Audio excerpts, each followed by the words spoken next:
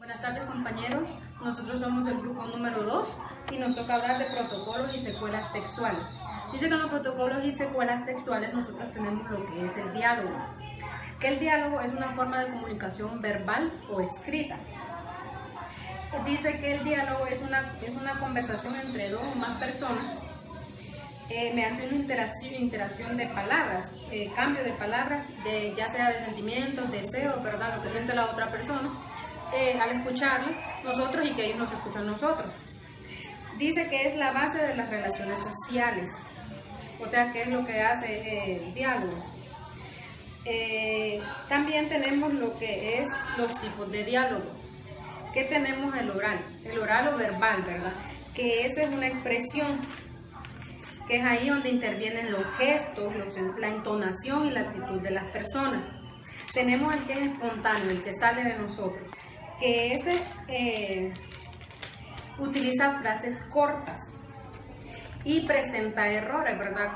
Como que fuera una comunicación, una conversación entre dos personas o un grupo. Tenemos lo que es la escrita, que la escrita, el interlocutor no está presente. Como dice que la escrita no está presente, solo escribe, nosotros solo leemos lo que el otro siente. No hay gestos y suprime palabras y se emplean bastante lo que son géneros literarios, ¿verdad? Mi compañera va a seguir explicándoles lo que sigue de los protocolos y las secuelas textuales.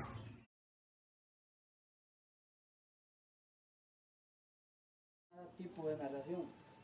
Luego viene el tiempo. El tiempo es un elemento que se puede ver de dos formas. Tanto el tiempo que tiene un personaje para actuar o también el tiempo en el aspecto del contexto. Puede ser en el tiempo pasado o puede ser en el presente, o hay obras que están escritas también al futuro. Luego viene el otro elemento que es el espacio. El espacio es el contexto geográfico. Puede ser en el campo, puede ser en la ciudad o en cualquier espacio que el autor crea conveniente. Y por último tenemos el narrador. El narrador es la persona que contempla y que cuenta los hechos que tiene el tipo de narración.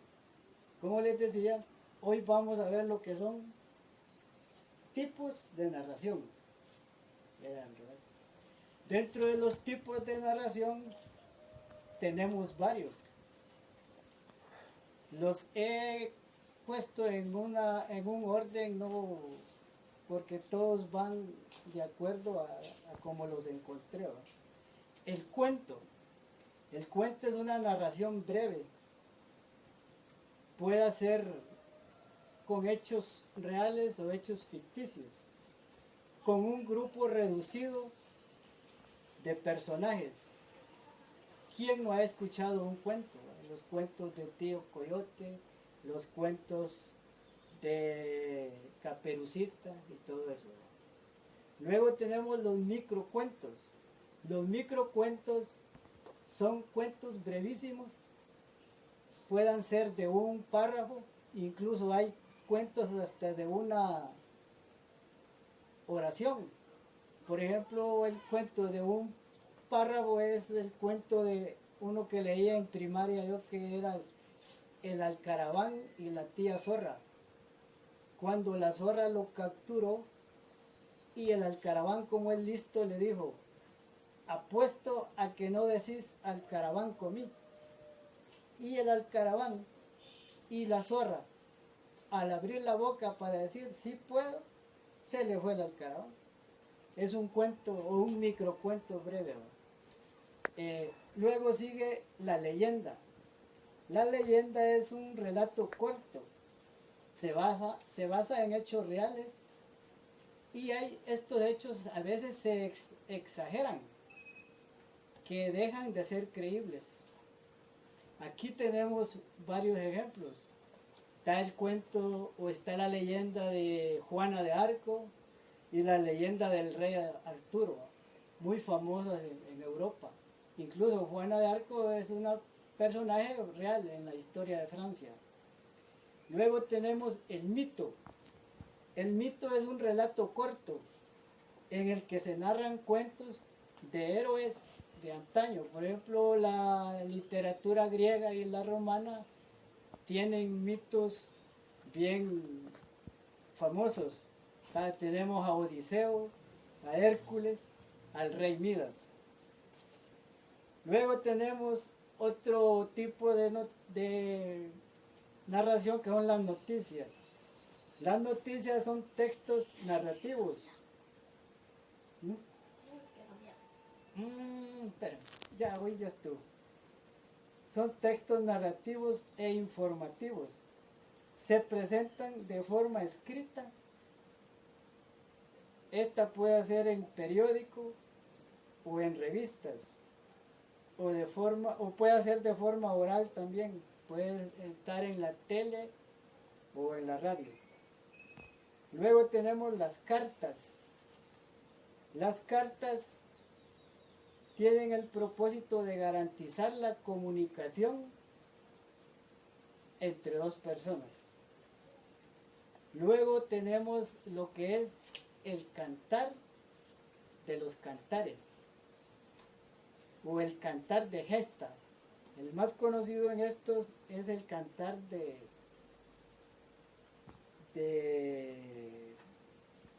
Roldán.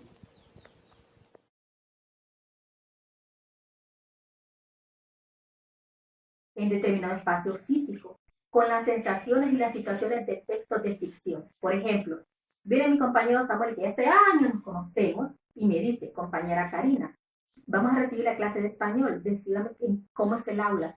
Bueno, le digo yo, el aula es grande, tiene 30 pupitres, un pizarrón, tiene un escritorio, es de concreto, está pintado de color marrón.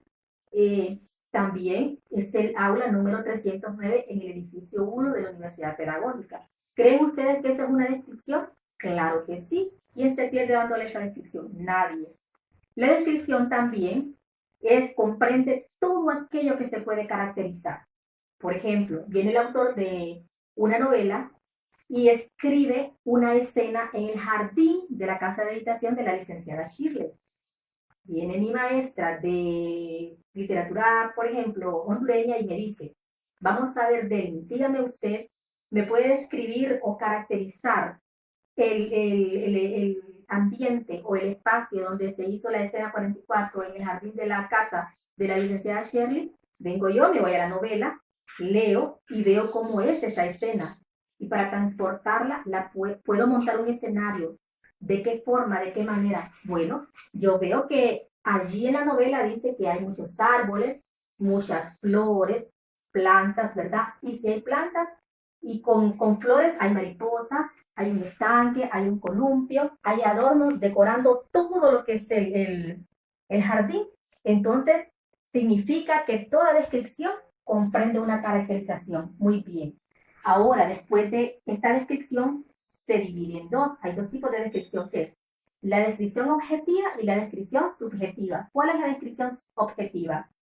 Es cuando el autor no da su opinión, ni las sensaciones que lo produce lo descrito. ¿Por qué? Porque lo refleja las cosas como son. Tenemos un ejemplo. Aquí tenemos un tigre. Si ustedes ven, pueden ver un oso y también una ballena. ¿Por qué no vamos a describir estos tres animales? Porque ustedes los están observando. Vamos a utilizar nuestra imaginación y vamos entonces a describir lo que es un burro. Vamos a ver. Un burro, en la descripción objetiva, es un animal solípero, como 1,5 metros de altura. Mide, es de color casi siempre como un grisáceo o ceniciento. Es de orejas largas y la cola poblada de cerdas y se emplea como bestia de carga. Esto en la descripción objetiva. Ahora veremos lo contrario en la descripción subjetiva. ¿Qué es la descripción subjetiva? El autor da su opinión o muestra las emociones que le produce sobre el escrito. También utiliza muchos recursos de lenguaje como símil o comparación y también la metáfora. Vamos a colocar siempre el mismo ejemplo con el mismo animalito, el burro, pero diferente porque vamos a utilizar la descripción subjetiva. Aquí decimos que Platero es pequeño, peludo, suave, tan blando que se diría todo de algodón, que no lleva huesos. Solo los espejos de azabache de sus ojos son duros, cual dos escarabajos de cristal negro. Es tierno y mimoso como un niño, pero fuerte y seco por dentro como una piedra. Entonces, si ustedes ven, esto por lo general es cuando nosotros vamos a describir en la manera subjetiva. ¿Por qué? Porque lo subjetivo depende de las emociones, de la vivencia y también del interés personal. Y por último vamos con los temas de acuerdo a la descripción.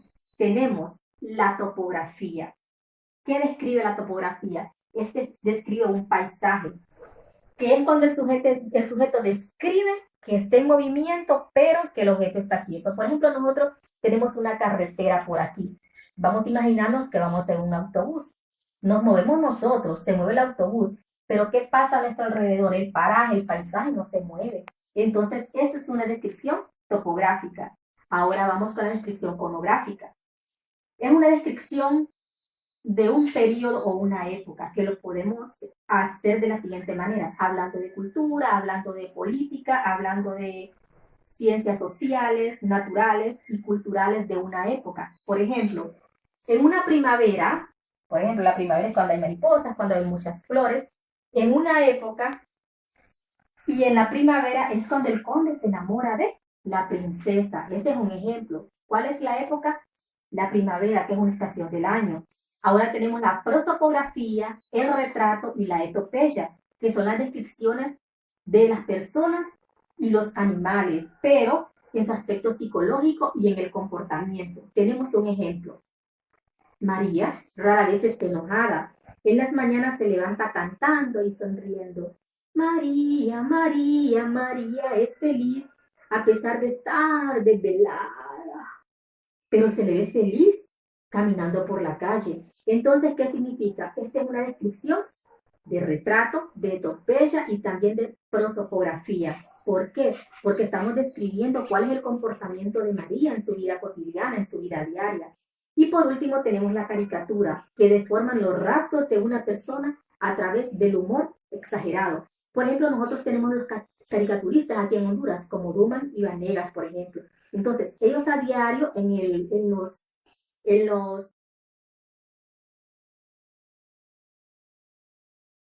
Buenas tardes, compañeros.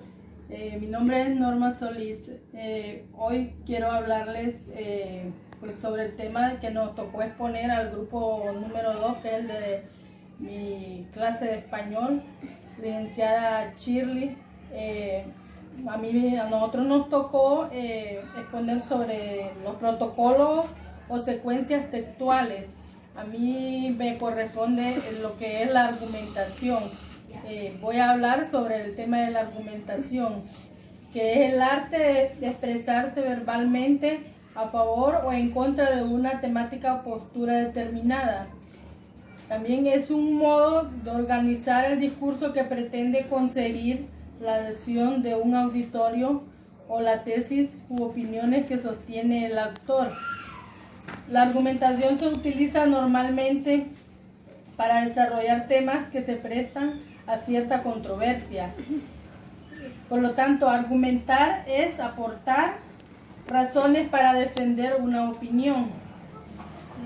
Todo argumento constituye un intento por convencer uno o varios receptores de la veracidad o conveniencia de una conclusión obtenida a partir de un conjunto de premisas. Pues podría decirse que la argumentación se da, por ejemplo, en un juicio legal. En un juicio están las partes que es el juez, el acusado, el abogado defensor y el abogado acusador. Por ejemplo, el juez que lleva el caso del acusado tiene su propio argumento. También igual el abogado acusador también tiene su otro argumento. Por ejemplo, si se habla de un caso de alguien que está acusado de robo, por decir así, el abogado defensor va a dar su propio argumento como defensa de lo que su cliente es, que no es culpable, más que todo va a alegar que no es culpable. Ese es el argumento que el abogado defensor va a dar. Y luego el abogado que acusa también va a dar la parte, va a incluso presentar sus testigos donde está indicando que la persona sí es culpable. Ese es un argumento de parte del abogado acusador. Luego, pues, cuando el juez ya toma sus decisiones, va a dar también su propio argumento de lo que es la acusación y la determinación que tomó referente al acusado, y va a dar su veredicto a favor o en contra de la persona acusada. Y pues más que todo creo que eso es lo que corresponde detallar sobre lo que es la argumentación. Muchas gracias y buenas tardes.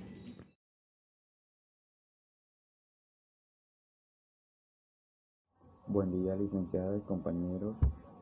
Yo les voy a hablar sobre lo que son los componentes de una argumentación. Ok, y para empezar tenemos lo que es la tesis. ¿Qué es la tesis?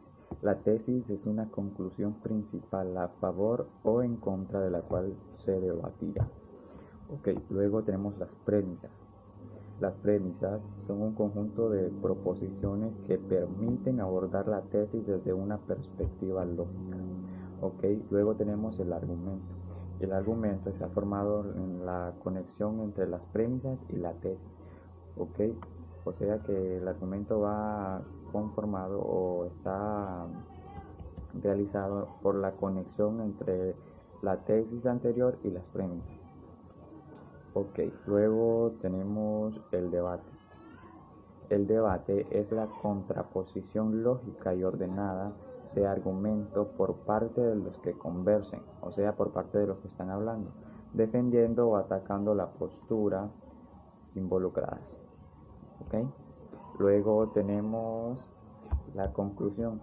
La conclusión es una tesis nueva, obtenida a partir de la revisión de las premisas anteriores y la tesis inicial. ¿Ok? Esa es la conclusión. Y bueno, eso fue todo de mi parte y gracias.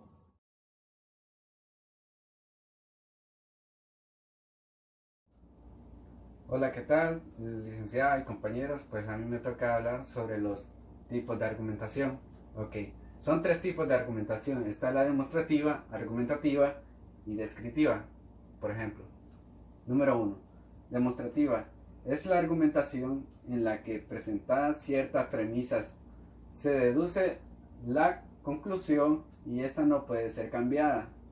Demostrativa. Es como, por ejemplo, digamos, hay un grupo de personas y están demostrando el diálogo que argumentan.